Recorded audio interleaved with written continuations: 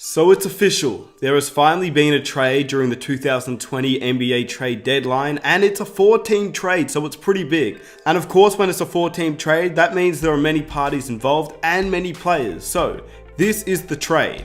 The full trade details include the Hawks receiving Clint Capella and Nene, the Rockets receiving Robert Covington, Jordan Bell and a second-round pick, the Timberwolves receiving Malik Beasley, Jarrett Vanderbilt, Hernan Gomez, Evan Turner and draft picks, and the Denver Nuggets received Jordan Bell, Shabazz Napier and a first-round pick from Atlanta, which is the Brooklyn Nets' first-round pick.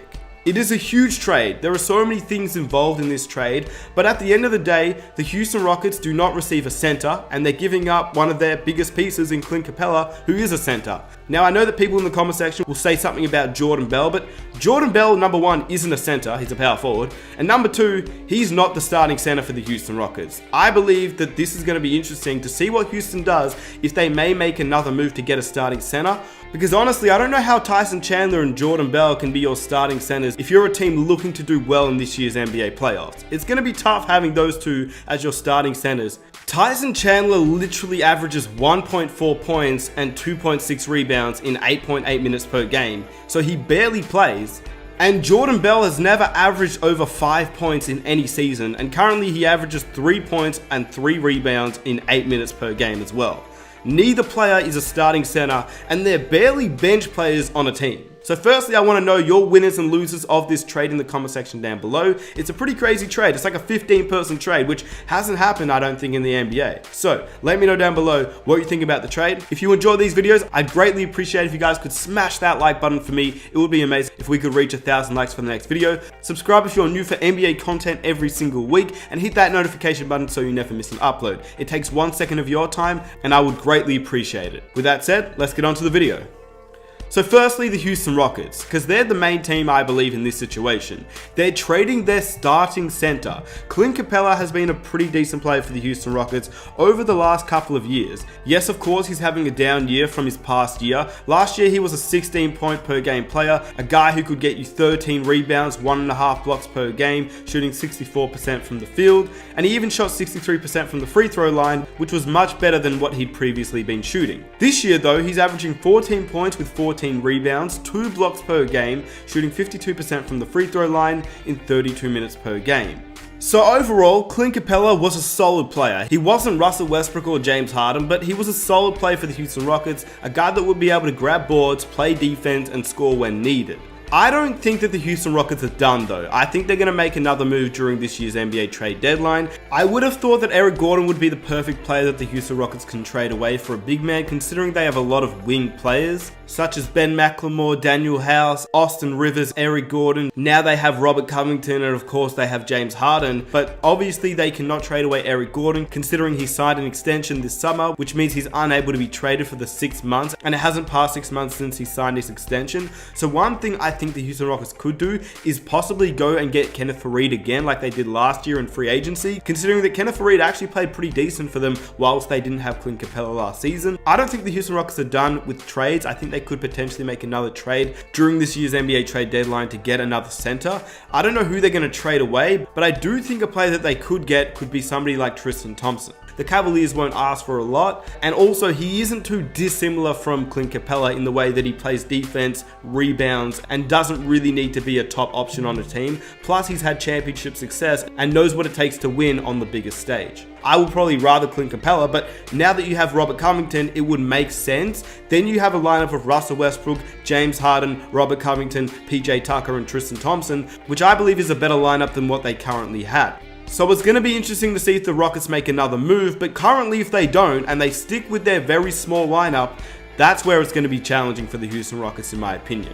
They need somebody, because heading into the playoffs, if they make it to the playoffs, which you'd assume that the Houston Rockets will make it into the playoffs, they're going to struggle against some pretty big and lengthy teams. All teams in the Western Conference have a very solid big man. The Lakers obviously have a really good big man in Anthony Davis, and they're definitely a big team with Dwight Howard, JaVale McGee, and obviously they have the potential to get DeMarcus Cousins back. The Clippers have Montrezl Harrell, the Nuggets have Jokic, the Jazz have Rudy Gobert, the Mavericks have Kristaps Porzingis, the Thunder have Steven Adams, and if the Blazers or the Spurs make it, they've got Nurkic and Whiteside, and the Spurs have LaMarcus Aldridge. So I believe that the Houston Rockets will struggle if they make it to the playoffs, simply because obviously Mike D'Antoni, I know he loves to run the small ball, but I don't know how you can match up against the Lakers or the Nuggets or the Jazz with somebody who's so lengthy and so big.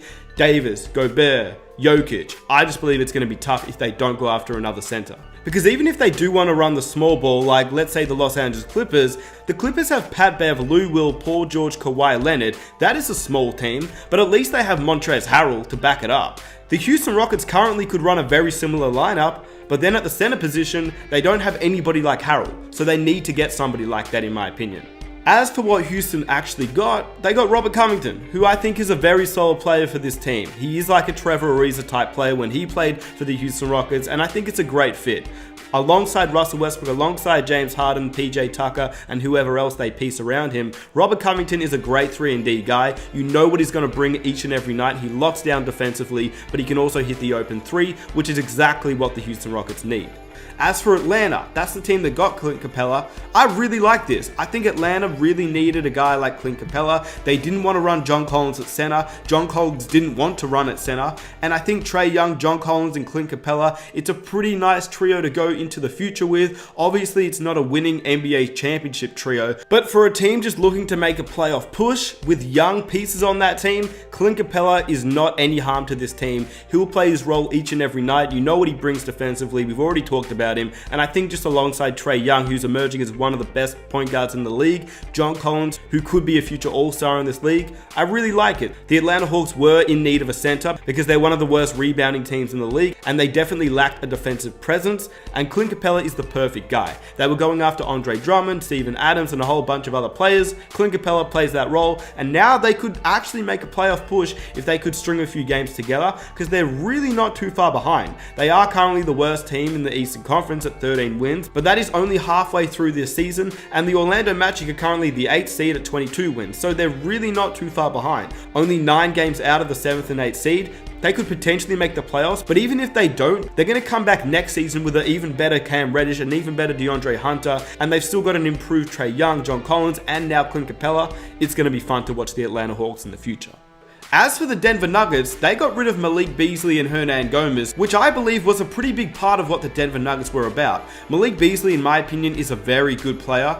I feel like he will be missed, but at the same time, he wasn't being utilized in Denver. He was playing 18 minutes per game, and with the emergence of Michael Porter Jr., you can see that he will probably not have a role in this Denver Nuggets team. He only averages 7.8 points on 39% and 36% from 3. Last season, though, he averaged 11 points, and he did show a little bit more, but this year at 23 years of age, he just couldn't find his role on the Denver Nuggets with what they're building this season. He's going to be a great fit in Minnesota, I reckon. I believe he'll have an emerging year in Minnesota. He'll be able to play there for a few years, see how they fit around with Wiggins and Towns, and he could be somebody that could be utilized in Minnesota far more than he is used in Denver. As for Hernan Gomez, I really like what he brought, a big man that can hit the three. He isn't a big piece, but I thought he was a guy that the Denver Nuggets could utilize, but I guess not. They're going with Gerald Green, and Gerald Green is somebody that has come off the bench in the past. He's like a J.R. Smith type player where if he comes off the bench, you know what he brings. He has crazy athleticism, can hit the three, he's a solid wing defender just because of how athletic he is and how quick he moves. I believe that Gerald Green will fit a lot better in the Denver Nuggets roster, and he's a guy that can do multiple things on the court and give the Denver Nuggets a spark off the bench, which they need alongside Michael Porter Jr. But as for Minnesota, a team that was going after D'Angelo Russell, now they have Malik Beasley, Hernan Gomez, Evan Turner, and Atlanta's first round pick. I believe that's actually really good. I think that they can use these as assets for the future, or they can keep them, because the thing about Towns is he wants to win. The Minnesota Timberwolves were obviously looking to make a trade during this trade deadline. Towns was obviously like, yeah, get me some help. We can't win a game. They wanted to get 2 first-round picks in return for Covington, but I think that Malik Beasley, Hernan Gomez, and a first-round pick could be utilized more for trade assets in the future. Because when you think about it, now that Robert Covington is off the team, the Golden State Warriors will most likely not make a trade with Minnesota right now, and they probably will wait till the end of the season to trade D'Angelo Russell, and that could happen during the draft. Considering that Minnesota now has a first round pick via the Nets, they do have Malik Beasley and Hernan Gomez who could be used as trade assets, and they could be solid bench depth for the Golden State Warriors. Then the Minnesota Timberwolves throw in a guy like Andrew Wiggins. It's a lot of assets that they could use to get a guy like D'Angelo Russell and pair Cat with Russell. Obviously, the Minnesota Timberwolves may have to throw in a future first-round pick or two, but that is a lot that I think the Golden State Warriors would consider rather than just Covington or Andrew Wiggins by themselves. So, it's a pretty big 4-team trade. I want to know down below what you think about it. I really want to know your winners and losers of this trade. What do you think? I believe it's a pretty big loss for the Houston Rockets. It's going to be interesting to see who they can get to replace Clint Capella. I don't believe they won at all, but I do believe Atlanta won this trade. They're going to have a nice young trio of John Collins, Trae Young, and Clint Capella. And in the end, it's going to be interesting to see what happens after this trade deadline ends and which teams win and which teams lose. So with that said, if you enjoy the video, please hit that like button to support the channel. Subscribe if you're new if you enjoy NBA content every single week. Hit that notification button so you never miss an upload. It's been your boy, Smith. I am out. Peace.